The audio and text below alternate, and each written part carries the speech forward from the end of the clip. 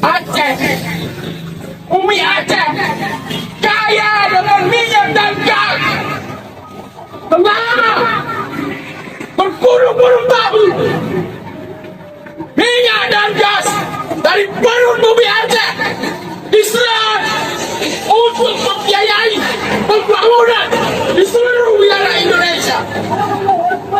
Tapi ketika rakyat Aceh membutuhkan BBM hanya untuk menjalankan kendaraan, hanya untuk mencari rezeki, BBM langka, BBM tidak tersedia. Ketika apa-apa di Aceh butuh gas 3 kilo, gas juga susah didapat, harus antri. Di mana